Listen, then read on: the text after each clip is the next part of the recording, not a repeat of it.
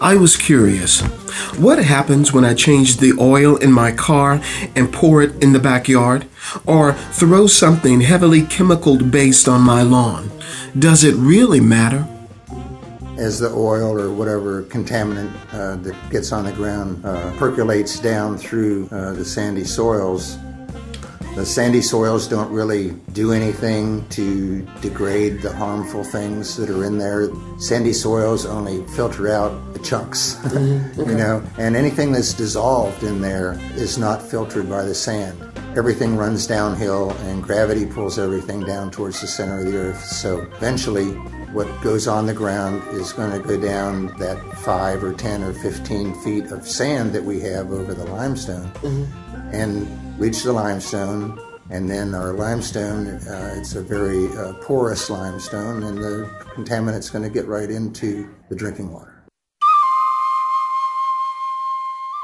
Well, Cherokee sink and unfortunately a lot of other sinks in the area have at one time or another been used for dumping purposes. The old line of thought years ago, before we knew much about the water or the aquifer, how that works, out on a homestead, if you had garbage that you wanted to get rid of, you would just take it out, throw it in the sinkhole, and out of sight, out of mind, and it was gone. That has pretty much gone by the wayside now, and most people are aware of what happens when you put bad things into your drinking water. But there's still other reasons why people put things in sinkholes, and at Cherokee Sink, we've had several cleanups, and over a period of time we removed a Ford Thunderbird, a boat and a trailer, a shopsmith, a radio base station, you know, for a large radio network like the Highway Patrol would have, and your contractor would have to call their people, you know. And also multitudes, bags and bags of cans and bottles from people recreationally using the sinkhole, and it's just easier to sink that can or bottle in the sink than it is to take it up and take it home, you know. So we took a lot of things out over there's still stuff down in there. There's a Coke machine still down in there, the old style that had the little door on the side, and you had a choice of about 8 or 10 bottles you could pull out of the side. There's one of those in there. Probably still some more newspaper racks. And we believe that the tombstones from the historic Casaw Cemetery, which is on the south side of the sinkhole, bordered by Wakulla Aaron Road. Somewhere in the 1970s, all those tombstones disappeared, and people started parking where the cemetery was, and it just kind of became obliterated.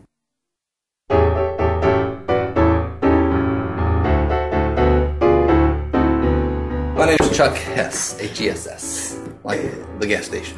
I'm a wildlife biologist for the Apalachicola National Forest.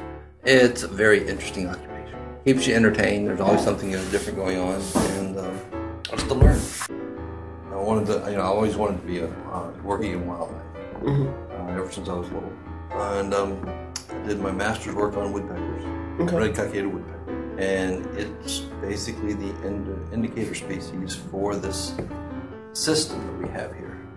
You know, having all this, information I gathered on my master's work, it made me very valuable to the Forest Service as a researcher and work with, as a biologist for the National Forest.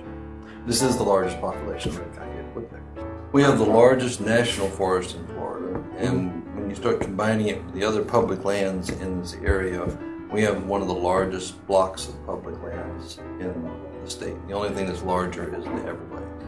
And so when you look at this block of public land here where we're managing for ecosystems, and managing for wildlife, and having all the nature-based activities and the ecosystem function out there, this is the largest of those. Well, currently, the southeastern United States was dominated by one major ecosystem. It was the longleaf pine ecosystem. It covered about 92 million acres of the southeastern coastal plain.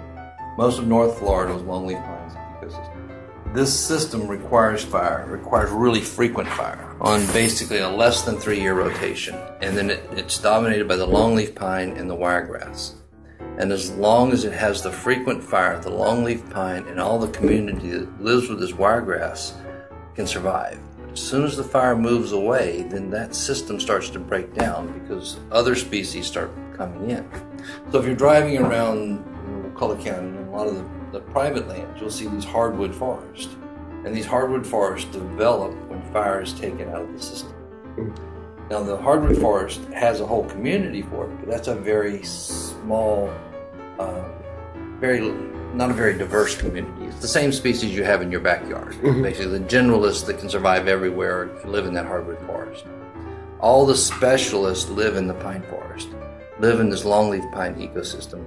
That, you know, if you start looking at the plant diversity in the system, it rivals tropical rainforest in diversity.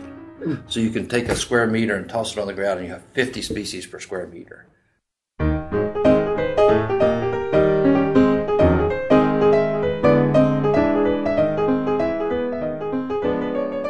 I wanted to know more about Chuck's work, the study, the maintenance of the red-cockaded woodpecker. We call a management indicator species.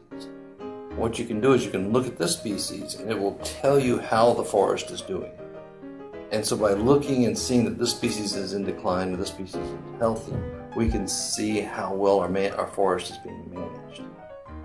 And that's what told us about how to manage this forest, for not just for the bird, but for the whole system to work, for it to naturally regenerate, for a new forest to develop. So we can come in and we can harvest the forest and have all the resources off the forest, the hunting and the fishing and all the things that you would do out there in the forest. All the things you would do out in the forest, all these are benefited by proper management. And the woodpecker told us that increased fire is really important for the system. There's 7 woodpeckers in Florida. Red-cockaded is the only specialist. And it's specialized by, having to it requires a mature tree before it can build a cavity. And it's the only bird that can build a cavity in a live pine tree. All the rest of the woodpeckers require dead trees. This guy builds his cavity in a live pine tree, and then that cavity can stay in the forest for decades, for centuries, because once it builds the cavity, it can stay there for a long time. Before a woodpecker can use it, usually has to be over 100 years old. Okay. It has to have a disease called red heart disease, which occurs at a higher frequency the older the tree gets. And it has to have more heartwood than it does sapwood. And so the heart of the pine tree is actually dead tissue. And as the tree gets older, it becomes more, it gets larger, where the sapwood stays about the same. A thin layer of sapwood allows the woodpecker to get through that live portion of the tree into the dead wood in the center of the tree. To do the banding and all the things that I'm doing with the woodpeckers to monitor their health, is that I know where the trees are, and so I just I check the nest until I find where they're nested, and then I can climb the tree, pull the chicks when they're the right age, and band them, and then follow their survivorship over time. I've put 4 color bands and 1 aluminum band. Now the aluminum band is numbered. The colored bands are just plastic colored bands, and it allows me, because of the combinations I can make out of those five bands, and I have 11 different colors, so I can individually mark every bird I band. Okay. So I can, anytime I see that bird in the future, I know how old it is, I know where it came from, I know everything about that bird.